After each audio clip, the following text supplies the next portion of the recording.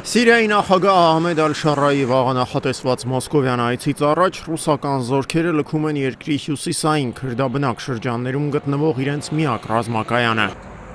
Ղամիշլիի օդանավակայանում տեղակայված ռազմաբազայից ռուսական զորքերի դուրսբերման մասին հաղորդում են Reuters-ը և մի շարք արաբալեզու լրատվամիջոցներ։ Վերջին 2 օրերի ընթացքում ռուս զինծառայողների Ղամիշլիից դուրսբերման տեղեկատվությունը հաստատում են նաև քրդական աղբյուրները։ Քուրդիստան 24 հեռուստաընկերության նկարահանող խմբին երեկ նույնիսկ հաջողվել էր ընդհուպ մոտենալ ռազմակայանի տարածքին նկարահանելով ռուսաստանցի զինծառայողների տեղաշարժերը։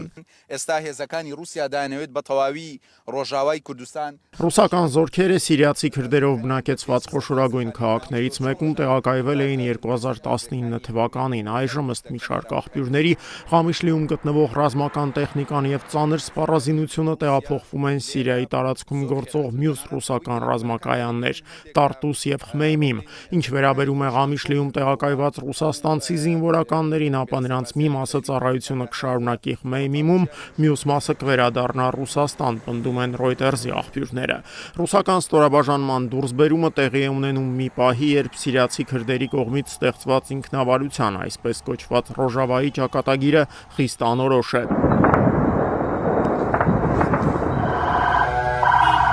Հունվարի կեսին Սիրիայի կառավարական բանակի կողմից իրականացված հարձակման ընթացքում Դամասկոսի վերահսկողության տակ անցան վերջին 10 տարիներին քրդերի իշխանության տակ գտնվող, սակայն առավելապես արաբներով բնակեցված Դերզորի և Ռաքայի նահանգները։ Կառավարական բանակի սրընթաց առաջխաղացմանը նպաստեց նաև այն հանգամանքը, որ նախկինում քրդերին դաշնակցած արաբական ջոկատներն անցան կառավարական ուժերի կողմը։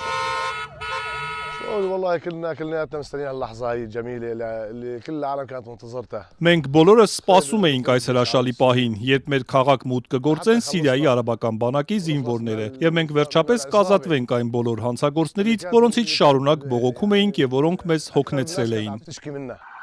Ինչպես ստացվեց, որ գրեթե 15 տարի Սիրիայի տարածքի զգալի մասը վերահսկող քրդերն ընդամենը մեկ շաբաթվա ընթացքում հայտնվեցին լիակատար պարտության շեմին։ Reuters-ի տեղեկություններով դա հնարավոր դարձավ նախևառաջ սիրիացի քրդերի գլխավոր դաշնակիցների ամերիկացիների դիրքորոշման փոփոխության հետևանքով։ Գործակալությունը սեփական դիվանագիտական աղբյուրները վկայակոչելով պարզել է, որ Ալ-Շարայի կառավարությունը քրդերի դեմ հարձակման Վաշինգտոնի փաստացի հավանությունը ստացել է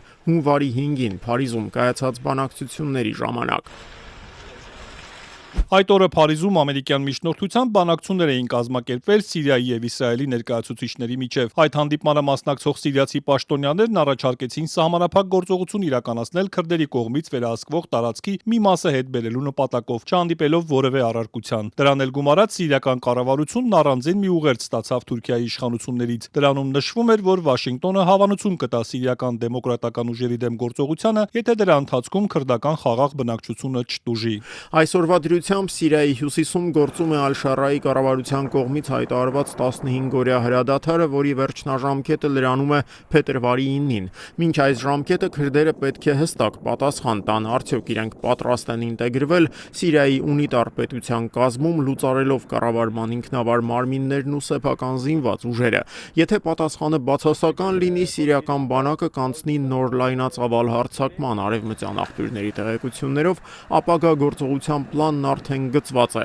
Կառավարական բանակի հրամանատարներից մեկը լրագրողների հետ մասնավոր զրույցում նշել է, որ Դամասկոսին ենթակա ստորաբաժանումները նախ վերահսկողություն կհաստատեն Իրաքյան Քուրդիստանի հետ սահմանին գտնվող անցակետերի նկատմամբ, կտրելով սիրիացի քրդերի կապն արտաքին աշխարհի հետ։ Դրանից հետո բանակը կշրջապատի քրդաբնակ բոլոր խոշոր քաղաքները, կտրելով կապը դրանց միջև։ Քաղաքացիական բնակչությանը մենք կոչ կանենք լքել այդ տարածքները, իսկ կապիտուլյացիայի բանակցությունները կվարենք արդեն ոչ թե սիրիացի քրդերի կենտրոնական ղեկավարության, այլ յուրաքանչյուր քաղաքի իշխանությունների հետ, առանձին, նշել է սիրիացի զինվորականը։